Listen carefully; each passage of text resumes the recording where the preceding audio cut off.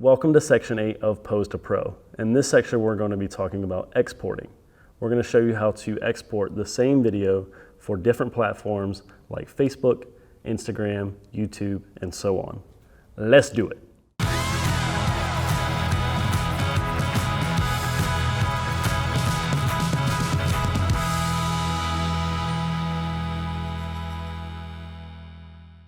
All right, guys, welcome back.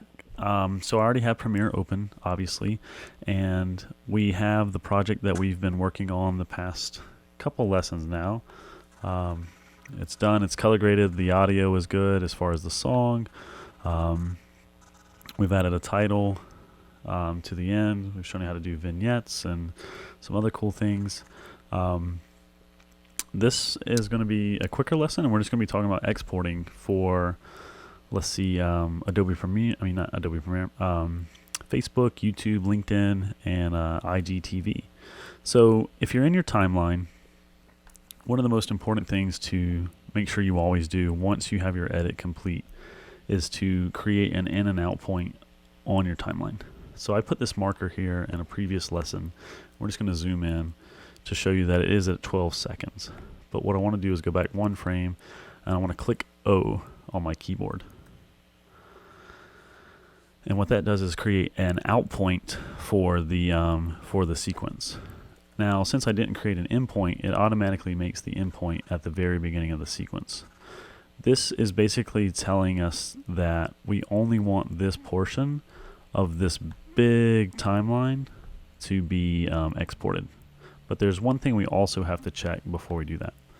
So once you get your edit together, one of the things you want to do is always make sure that in and out sequence is selected, that you don't want stuff, or that selected so you can know what you're exporting. Because you might have like these extra clips hanging out here that are just like, jumbled or whatever, and you don't want those showing up in your final export. So you definitely want to make sure that your in and out points are selected on your timeline. Now to export, you can do it one of two ways. You can go to File, Export Media, or you can hit Command M on your keyboard. So I'll just hit Command M. It's going to bring up this box, this export settings. Now the first thing you should always do is make sure down here at source range it is selected as sequence in and out. A lot of Adobe Premiere softwares from other computers at jobs I've had, they'll default to entire sequence or work area or custom. Just make sure this is selected sequence in and out. And so as we can see, right here is the beginning. That's the beginning of our movie, and it's 12 seconds long in total length here, and it goes all the way to what we want. And you can kind of preview it as well.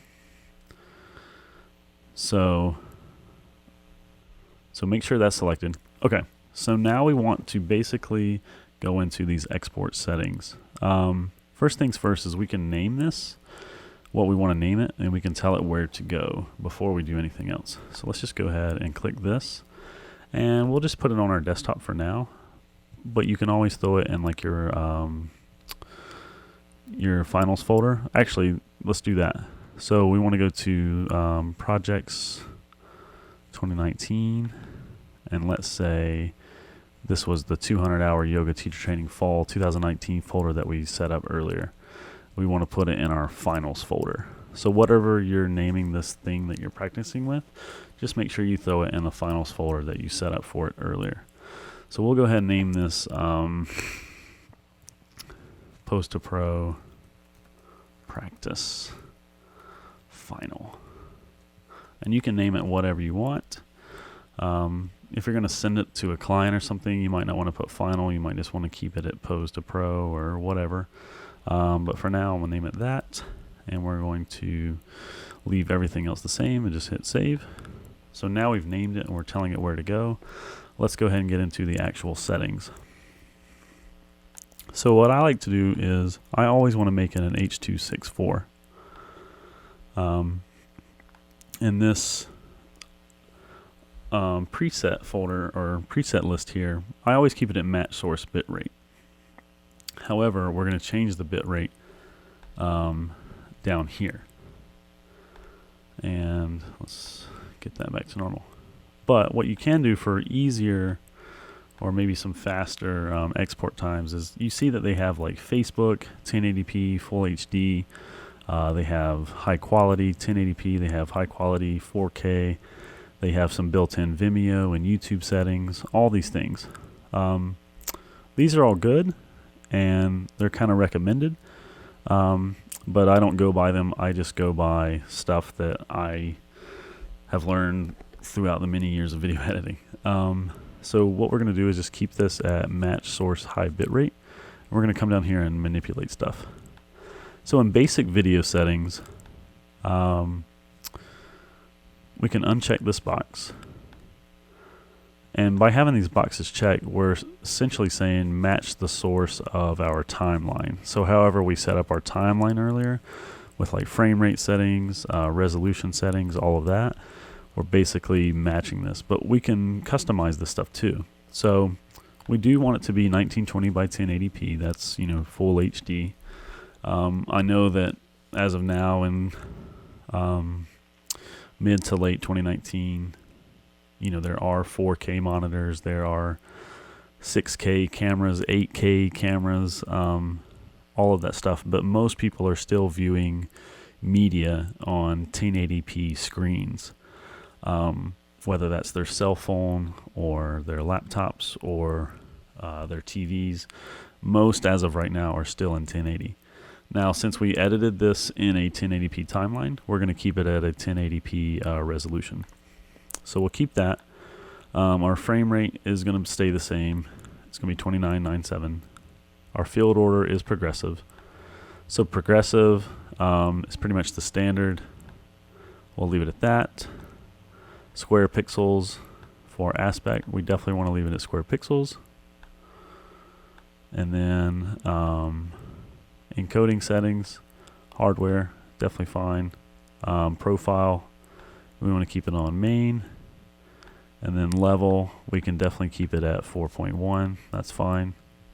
All of this stuff you don't really need to know. You can read up on it if you want to. A lot of this is more for broadcast, but since most of you are going to be sharing this on the internet, like on Instagram, Facebook, all this stuff, some of these things apply, some of them don't apply. There's just a few things you have to be aware of. So this is the main one. It's bitrate settings, and you can choose between, you know, a constant bitrate or a variable bitrate, and the number of encoding passes that it does.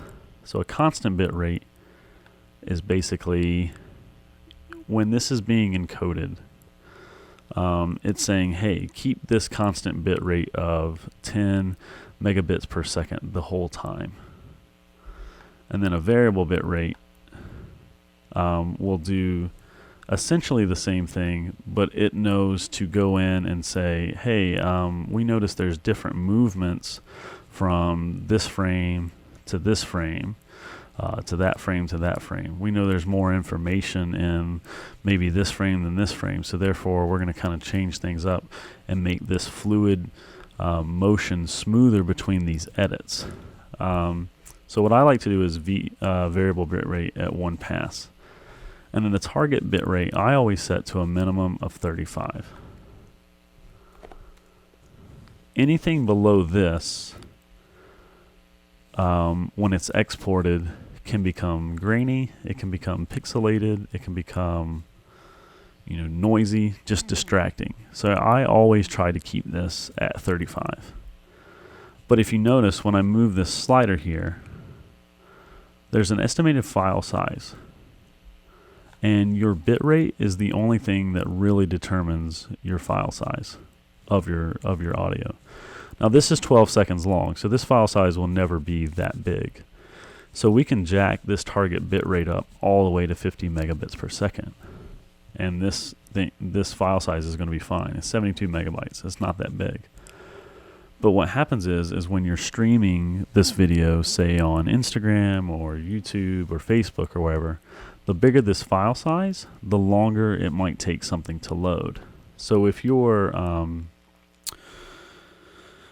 presenting like a 20-minute video on YouTube or a 30-minute documentary on Facebook or whatever, this file size is going to be massive because the time length is so much bigger and the bit rate is large as well. So the only thing you really have to remember with that is it might take your video longer to load for your viewer. Now, depending on the scenario, that could have an effect on your viewer response to your video. So if it's a 15-second commercial, they're probably going to be fine. It's 15 seconds. It's not going to take that long to load. But if it's a 20-minute sales video or a 20-minute documentary saying why they should come to your business or your studio or whatever, then it can have some difference. And then, most of the time, if you're looking at a YouTube screen, you'll see the buffer go along, and it depends on, and there's so many factors that aren't under your control, like your internet service or the Wi-Fi being fast or slow at work, or your LTE network being fast or slow, that determine the playback speed too, or the loading of your video. But you want this quality to be there. And if it's lower than 35, I've just noticed that things will become pixelated. Now, I think YouTube, like if we come up here and we go to these presets and then we do a YouTube 1080p full HD, its bitrate setting, they recommend 16, which is fine, but I'd still go for 35 just to make it crispy. Crispy is my lazy definition of something that looks really good, but it's just kind of up to you. Sometimes you don't get to have that luxury of going all the way to 50 because the file size is too high, or some of these web hosting companies like Vimeo or Wistia, they have upload file limits per week depending on your account. I think Vimeo might be 5 gigabytes a week or 500 megabytes a week. If you did 5 100 megabyte videos that week, you might need 10 uploaded, but you only get to do 5 because they're all 100 megabytes. So this is important. Bitrate is the determining factor for a lot of things. It's how your video looks. Like resolution matters, but resolution is just like lines of video by lines of video. Bitrate is how much information can be transported per second, and that really determines on the quality of your video. So you want to keep this high. I recommend it at 35, but if you can go higher based on this, then go for it. But you'll realize too, like once you export a video, I've exported some that are like, let's see, 5 gigs in final file size, because they're like these hour-long Amazon Prime shows, and 5 gigs on uploading that to the web can be a nightmare. So there's all these factors that you've got to remember when you come into this bitrate setting. But I think if you stay around 35 and you keep an eye on your file size, you'll know what you need to do. So I always go variable bitrate 1 pass and at 35. If you're doing a video where there's like one single shot, like let's say we stayed on this shot of Roman the whole time and he really didn't move that much, you could stay at a constant bitrate and your video would probably be fine. But I choose to go variable bitrate 1 pass with all of my video stuff. Another thing I like to do too is this keyframe distance. So basically a keyframe is one frame that goes in between, let's see, so if our video is 2997 frames per second, we want to make a keyframe at every 2 seconds, so every 60 frames. And this will help smooth out our video on streaming services too, like YouTube or Vimeo or whatever. I can't really get into the detail about too much of that right now because it's a lot of complicated coding stuff, and I just don't think you need to remember it. But if you ever want to put a keyframe in, just always double your frames per second. So in this case, it's 2997, or basically 30. just go to 60. And then if you want, you can come up here and you can click render at maximum depth, and you can use maximum render quality, and those will just, like they say, use maximum render quality. They do require more of your PC or your Mac, and they will take your exporting time a little bit longer than if you didn't select those. Other than that, you're good on video settings. Your audio settings, you come here. Audio codec, AAC is good. You can leave that there. Sample rate, 48 hertz, that's fine. Channel, you want it to be stereo. Unless you're doing something epic, you can do 5.1 surround, surround sound. Audio quality, high is fine. Bit rate for audio, anything above like 160 is good, but just go max 320. And this will determine your file size too. So right now we're at 50. If you go down here to 112, well, since this file is so small, it might not even affect it that much. But sometimes your audio bit rate can affect your file size too. Precedence bit rate is good, so everything's good there. You don't need to do anything in multiplexer. Captions, we're not doing anything with that, so that's fine. Publish, you're good to go. You can publish it to the cloud if you have an Adobe Creative Cloud account and the folder. And then effects, you can do certain looks if you want across the whole thing. But most of the stuff you can add a time code overlay, and that will just basically say, hey, we want we want the time code to be present throughout the whole thing, which isn't, some editors do it to send to other editors so they know where certain stuff is at different times throughout the video.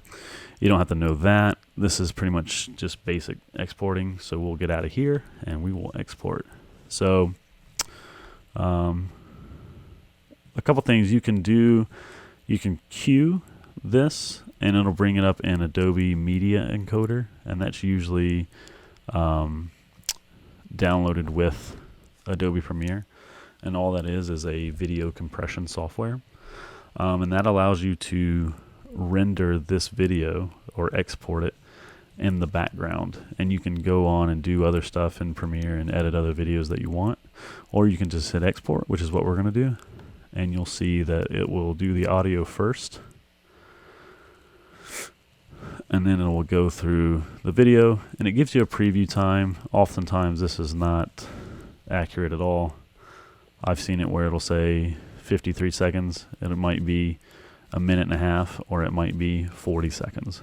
Don't really know. It just depends on what your computer has going on at the time. So don't really go by this. And now that I've said that, I do realize that this estimated file size too, we have it at 50 megabytes, but I've seen where this has been estimated something totally different than the finished product.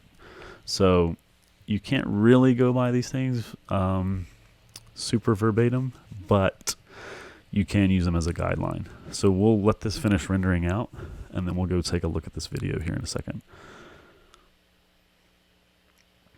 A couple more things is, basically when you do hit this option export, it locks down Premiere. Like, you can't do anything else except for render this out. And once this is done, this box will go away, this box will go away, and you'll be left with your timeline. I don't even think you can minimize these. Yeah. So we'll let it finish.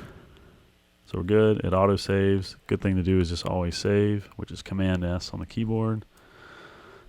We can minimize this. We can go find this clip in our, let's see, projects, 200 hour finals.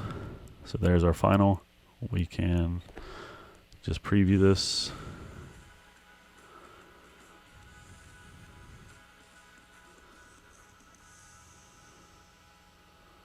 Looks great. There's no pixelation. There's no anything. So, I mean, yeah, we're good to go. So you have successfully learned how to export something. Now, what I like to do is show you how to export for IGTV.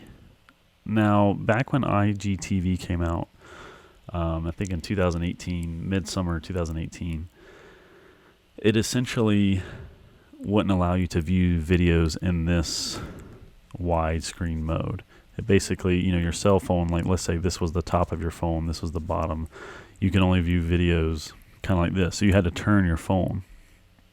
Now in IGTV, you can upload a video like this, and it will give you this little square option down here that you can click that will flip your video into full screen mode, so then you can turn your cell phone to look at the video widescreen format. But if you ever are trying to, if you don't want to give people that option or whatever you want to do, you can come up here and you can make a file, new sequence. And we did this in the sequences course as well, but we're just going to go back over it. So we'll go 1080p. We'll just name this guy IGTV, and we'll go to settings. We'll do frame size 1080. Basically just flip these 1920. Boom. Hit OK.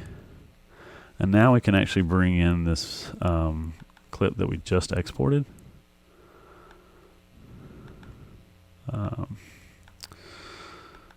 Finals. So we have our final here. Import it. And we can bring it in our timeline. And it'll give this clip mismatch warning. Just say keep existing settings. So this is what it looks like now. But what we can do is we can click this, bring it into our effects controls. We can rotate this 90 degrees. And now it fits this frame perfectly. And we can export a we can go to the end of this clip by hitting down on your arrow key. Just create a O or an out point by clicking O. We can go to export, and now we can export in the same way our video for like an IGTV version. So what I do is I'll just do the same thing, and then I'll just do IGTV in parentheses. Hit save. Make sure all my settings are the way I want them. Render maximum depth. Keyframes 60. We want to make this 35 on the bit rate, which is fine. Use maximum render quality. Good. We can uncheck these just to make sure. Go to audio. Make sure everything's good here. Yep. And then, so we've named it. And then we can go to, then we can just hit export. So we'll export this version. And this should actually take even less time because it's basically seeing that clip as one piece of video as opposed to 8 different clips, 1 different audio track, and these titles. It's now seeing it as all one file, so it's just going to compress it in a shorter amount of time and still hold the quality because of these bitrate settings. So we'll let this finish. We'll go check it out. We'll see if this is 50 megabits or megabytes rather. So we're here. So you see how it previewed at 50, but these actually ended up being at 36 and 37. So it's not always accurate on that preview. But then we can preview this IGTV, and boom.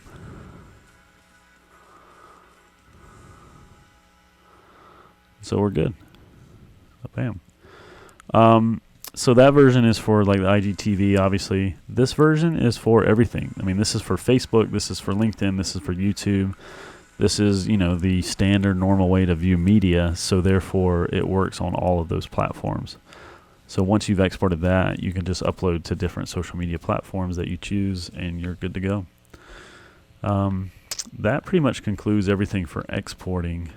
The only things you need to remember again are setting your in and out points on your sequence, and then once you get into this dialog box, make sure this sequence in and out is selected, and you're good to go. Make sure you name it and save it where you want to. Your resolution, all of these settings are the same or that you want. Make sure that your bit rate is at least 35. You can always double this keyframe at the frame rate, and then check these render at maximum depth and or render maximum render quality, and then just hit export and you're good to go. So if you have any more question on exporting, definitely email me at william@brooksjamesint.com, or you can send me a message on Instagram through our Instagram account at brooksjamesint. Thanks guys, I'll see you in the next lesson.